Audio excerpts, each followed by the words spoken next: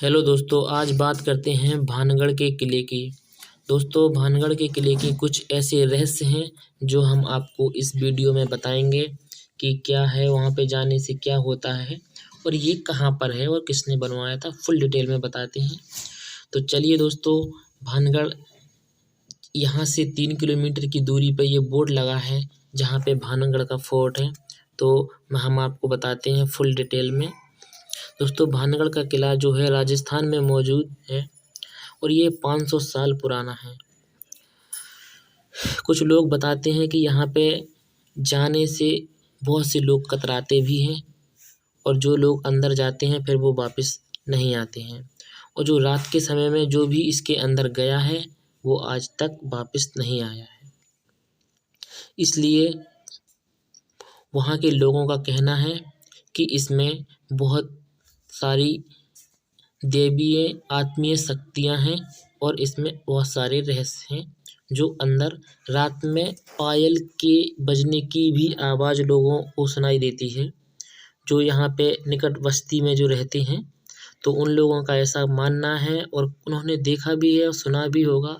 तब लोग बताते हैं कि रात के समय में लोगों के रोने की, चीखने चिल्लाने की भी आवाज़ें सुनाई दी हैं। इसलिए ये किला बहुत ही भूतिया एवं डरावनी चीज़ों में, भारत की सबसे मोस्ट डरावनी चीज़ों में इसका नाम भी दर्ज है। कि अगर आप बात करेंगे कि डरावने किलों में तो इसका नाम भी आता है। इसलिए पुरातत्व विभाग ने, भारतीय पुरातत्व विभाग ने यहाँ पे एक बोर्ड भी लगा रखा है। ये जैसा कि आप ये बोर्ड देख रहे हैं कि भारतीय पुरातत्व सर्वेक्षण भारत भानगढ़ में, कि यहाँ के आसपास नहीं आप रह सकते, रात के समय में प्रवेश वर्जित है। रात के समय में इस किले में जाने के लिए प्रतिबंध लगाया हुआ है और ये खौफ का आलम बना हुआ है बहुत दिनों से, क्योंकि एक तो ये रिजर्व एरिया होने की वजह से पुरातत्व विभाग ने अपना और यहाँ ऑफिस भी नहीं बनाया है। भानगढ़ के किले का इतिहास क्या है हम आपको बताते हैं। आज इसको इतना ज़्यादा खौफनाक माना जाता है कि भानगढ़ के इस किले का निर्माण आमेर के शासन भगवान दास ने अपने छोटे बेटे माधो सिंह के लिए करवाया था। जब यह किला सुंदर था और इस किले के चारों तरफ घनी आबादी रहा करती थी, लेकिन फिर ऐसा हुआ कि इस किले की खुशियां हमेशा के लिए छिन गईं। ये किला भूत घर में बदल गया। लोगों के मन में ये डर और खौफ बैठ गया और लोगों ने इस किले में रहना छोड़ दिया, जिसका नतीजा आप आज स्वयं देख सकते हैं। इसका नतीजा ये हुआ दोस्तों कि किला और आसपास के क्षेत्र में पूरी तरह से वीरान हो गया और लोग इससे सैकड़ों मील दूर रहने लगे और आसपास के पूरा क्षेत्र वीरान हो गया।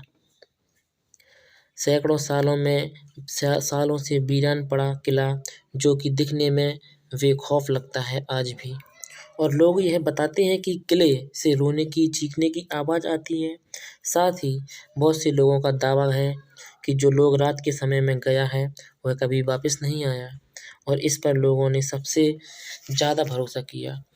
कि यहाँ की जो कहानी है राजकुमारी रत्नावली की कहानी है, इस किले से छुपे हुए रहस्य की, कि जब इस किले का निर्माण करवाया था तो इस किले में एक बेहद सुंदर रानी रत्नावली रहा करती थी। उस समय राजकुमारी की उम्र सिर्फ 18 साल की थी। उनकी खूबसूरती की चर्चाएं दूर दूर तक थीं और उनसे शादी करने के लिए राजकुमार तैयार रहते थे। राजकुमारी रत्नावली के लिए शादी के प्रस्ताव बहुत दूर दूर से आते थे, लेकिन राजकुमारी रत्नावली ने वो प्रस्ताव कभी स्वीकार नहीं किया। एक दिन क्या हुआ कि रानी रत्नावली अपनी सहेली के साथ में बाजार गई। बाजार गई किस लिए? कि उनको इत्र खरीदना था, जो आज के टाइम पे उसको परफ्यूम या सेंट बोल सकते हैं। तो इत्र खरीदने के लिए गई तो वहाँ पे इत्र की दुकान में एक जो तांत्रिक था, एक तांत्रिक था, तो उस तांत्रिक को रानी रत्नावली पसंद आ गई, मतलब उनको बेहद मन में भा गई। तो उस तांत्रिक ने क्या किया कि उस तांत्रिक ने अपने मन में, उसके पास जादुई शक्ति थी बहुत ज़्यादा, तो ये ठान लिया कि मैं इससे शादी करूँगा, इसको अपने बस में कर लूँगा।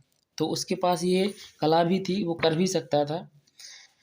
तो जो रानी रत्नावली ने इत्र की शीशी ली, तो उसमें उस तांत्रिक ने उनको बिना देखे हुए उसमें कुछ मंत्र डाल दिया और वो शीशी रानी रत्नावली अपने साथ ले आई।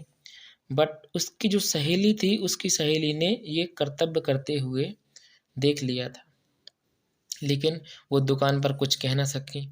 और बाद में रानी रत्नावली को ये सब उन्होंने बात रास्ते में बताई, तो रानी रत्नावली गुस्से में आकर के वो इत्र की भरी शीशी वो पत्थर पे उन्होंने फेंक दी।